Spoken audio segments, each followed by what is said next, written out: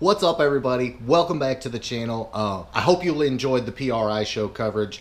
That was a crazy, absolutely insane show, and trying to get everything I wanted to get into it was definitely a challenge, but I made it home. I got out of the frozen tundra that is Illinois, and I'm back here in Tennessee, and it's like 50 degrees today. The sun's shining. Actually, I think it's probably warmer than that, but the sun's shining.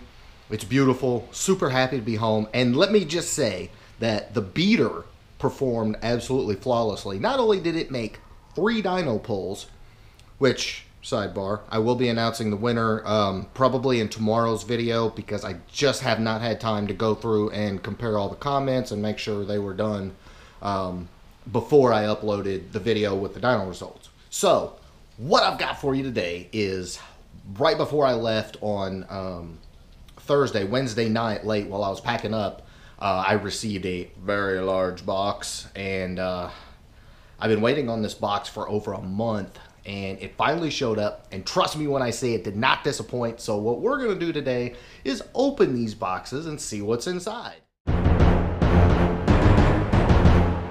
So I've said many times that part of the Coyote swap, going from a pushrod engine to a modular engine, is you have to change the K-member. Now, K-members get swapped for a number of reasons. Lighter weight, better suspension geometry, more clearance, for headers and starter, just more working room underneath the car. So there's a ton of reasons why you'd want to put a K-member, a tubular K-member on your car, and all of which are fantastic reasons that will add performance, stuff like that. But the way the modular engine is designed, you have to change the K-member to bolt one in. I mean, you can modify the stock K-member extensively to do it, but it simply isn't worth it, especially when you take into account all the benefits that come from, swapping over to a tubular K-member. So I'm super excited to do this because it's going to make the car handle so much better, and it's going to drop some weight, give me that extra room, and also allow me to finally drop the engine in the car. Could it actually be time?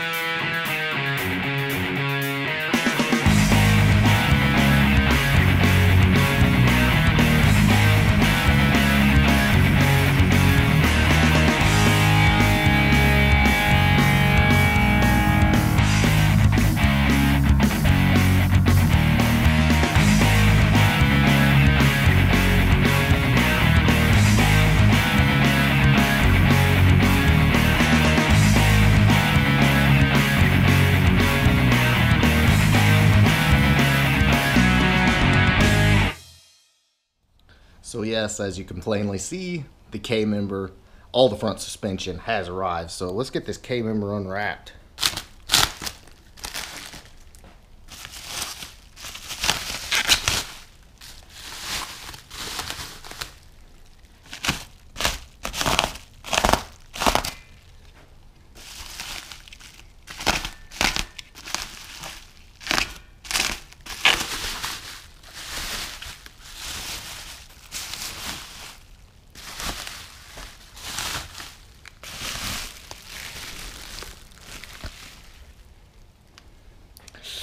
Yeah, Christmas definitely came early. All right, so I've got it all unwrapped, and like I said, I am super stoked to see this, but check this freaking thing out. This is your modular swap, Maximum Motorsports K-member 79-04. This thing is legit, absolutely legit. Wow.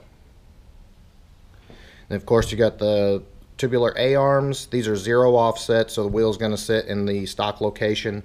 You can actually move the wheels around. They offer reverse and forward offset control arms for a number of different reasons. One of them being handling. You can improve your handling, but it also comes with a lot of work. You got to change the wheel wells and stuff like that.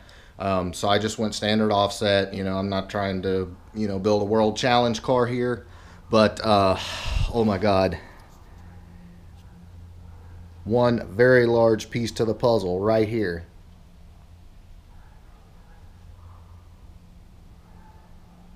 So the other piece to the puzzle, because we didn't just stop with the K-member, we're going all out as far as the front suspension goes. So let's go over what else we got here. Check it out. All right, first up, we've got the front coilover conversions. Now these work with my existing adjustable Coney struts in the front. So the entire kit to convert the front over to coilovers. And then you've got the Prothane sway bar end links and Prothane sway bar bushings. Then also have the rear Maximum Motorsports springs to match the front. Moving on, you have the adjustable tie rod ends, so we can get all the adjustability we need. And then the final piece to the puzzle is, of course, the Maximum Motorsports caster camber plates. Everything comes with detailed instructions. I mean, geez. So with this kit, not only can I bolt the engine to the car, I'm dropping a crap ton of weight from the front. I'm gaining a ton of clearance for working underneath the car. And I've ridiculously improved the overall handling of the car. And I've also got the adjustability to bring the ride height up and down as I see fit, which I always thought the car sat a little high in the front end. So that's going to be cool. I can drop the front end down just a little bit. I've got infinite adjustability with the caster camber plates, the adjustable tie rods, with the coilovers, all that. So I can make it do whatever I want it to do. If I take it on a road course, I can tighten up the front end. If I take it to the drag strip, I can loosen it up. I can raise the car. I can lower the car. I can do whatever I want. So to say I'm excited about this is a massive understatement, and it's been a long time coming, but man, is it definitely worth it. So I wanted to take you back to the Maximum Motorsports website and just kind of show you what I got and why I chose it and what the different options are. I'm at maximum-motorsports.com, and I went to K-member packages. If you look up here, K-member packages. There's several different options, and there's also differences by year. So anything from 79 to 89, they've got listed as one package, and then 90 to 93 is also, there's also some subtle differences. So make sure you pay attention to that when you're K-member shopping. But anyway, they've got several different ones here. This one's for drag racing. This is street strip, street and track, road racing, and autocrossing. Now, what I did is the street and track kit, and I did that simply because the car gets driven so much. It just seemed like the best fit for me based on what Maximum Motorsports advised for me. They put a lot of thought into this as well. I had to fill out a long text sheet to tell them, all the parts that were on the car, what I was going to do with the car, my expectations, etc. And what they do is they plug all of those in and decide, what's going to be the best for you.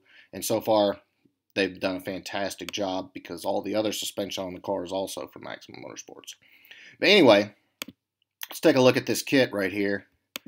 And let's see. So obviously you've got the tubular K-member, and then the cross brace with the tubular K-member, your caster camber plates, adjustable tie rods. Then you've got your urethane sway bar end links and urethane sway bar bushings, and the coil over conversion kit.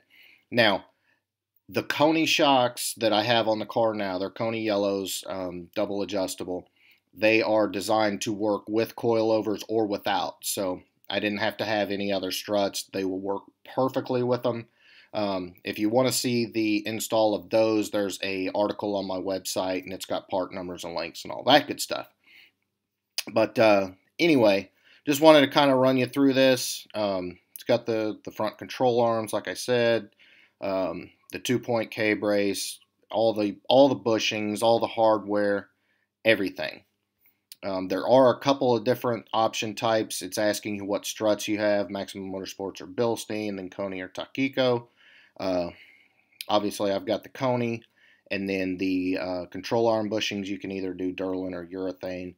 Totally your choice. But this is a complete and all-inclusive kit, and as I said before, it's going to drop weight. It's going to give me infinite adjustability. It's going to give me extra room to work on the underside of the car via the headers, the starter.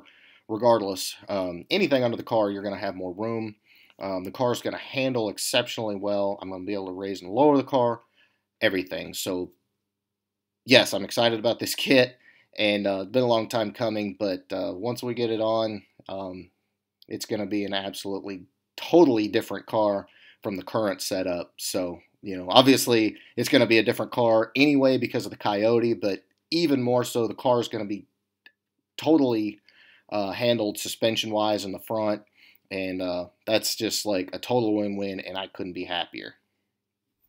So I hope you enjoyed this upload. Hope you got a lot of out of it, and like checking out the new parts. I know I did. Yes, I cannot hide how excited I am, and that finally things are starting to move along a little faster. But again, it's a process. It takes time when you're doing a car build, unless you've got millions of dollars to just throw at a car, which isn't real. And we're just doing this like anybody else would at their home shop, and as you can, that's just how it goes. But the main thing is use top quality parts, take your time and do it right, and then once you're done, you're going to enjoy the car a lot more. Cutting corners is probably the worst thing you can do with any car build because you're going to regret it in the end. But anyway, with that being said, again, I hope you enjoyed today's upload. If you did, please give it a big thumbs up, and make sure you smash that subscribe button. Share the video if you enjoyed it, and tell your friends to please come subscribe to the channel. Lots of cool stuff coming. I promise you're not going to want to miss a single episode. But in the meantime, I'll be back with you tomorrow. Everybody have a good day.